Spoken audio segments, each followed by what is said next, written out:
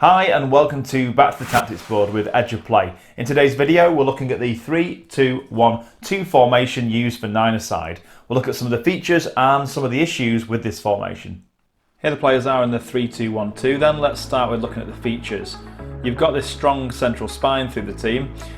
You've got three at the back, you've got your two deeper midfielders, your attacking mid and your forwards, giving that strong spine through the team, making it quite hard to play through, you're certainly through the middle. As the ball's played to one side and the unit shifts across, you're hard to play through. The issue you may have with having a unit of 2, 1 and 2, there is that if a team play around you, they can get into these areas. But if a team are trying to play through, you should be able to shut that down quite well in this system.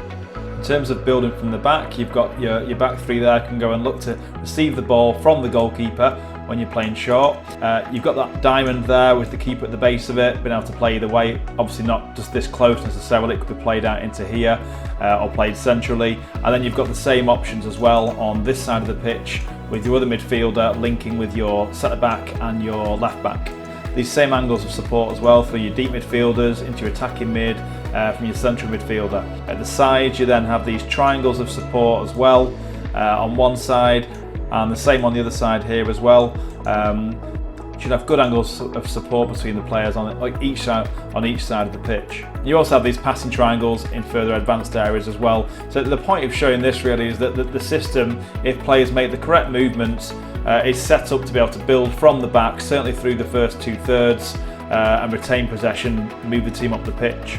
So you've got this solid defensive base, and also you've got, in terms of building possession, that natural W shape which can enable you to play out one way and then go back across the other.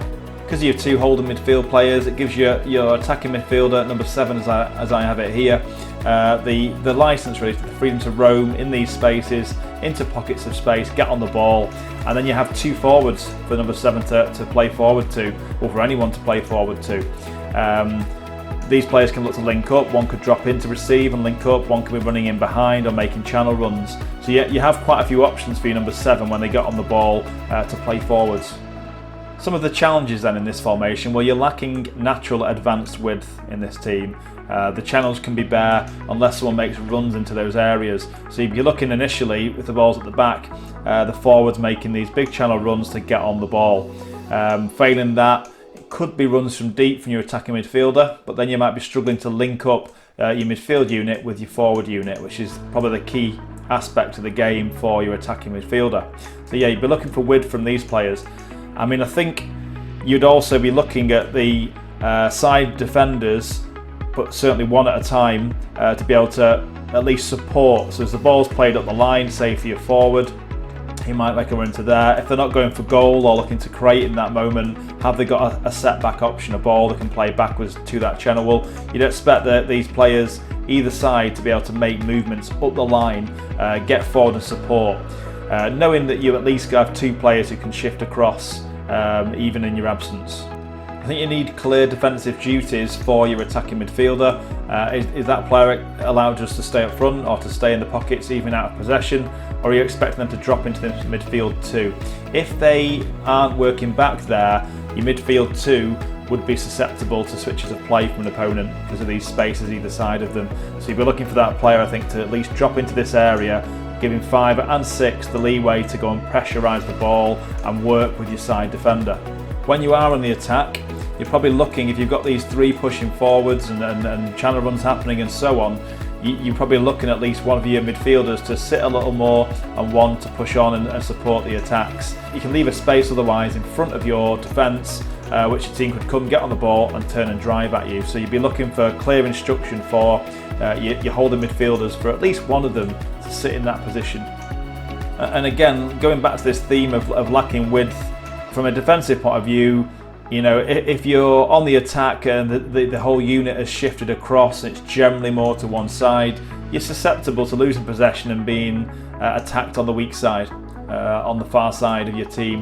And likewise in any scenario really, this unit is good in the sense that it's hard to play through it, but if you're playing a team that makes the pitch big and makes it wide, who can get the ball into this area, and as your unit are dragged across, if they have the ability to get a ball in and a cross out the other way, you can struggle then to cover the ground in these units of 2 and 1. To relate this system to something from 11-a-side, I think you'd be looking at like a 3-4-1-2, but you've taken away the wing backs, which is why you'd probably need in this system your fullbacks or your side defenders to get forward as well and give some support. Probably not both at the same time, because then you'd be very isolated at the back with one defender. But you can see how then it would start to look like the 3-4-1-2 formation.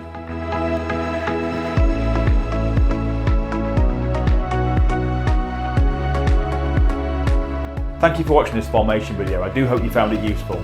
For more videos for 5-a-side, 7-a-side, 9-a-side and 11-a-side formations, go to the tactics section at www.edgeofplay.com.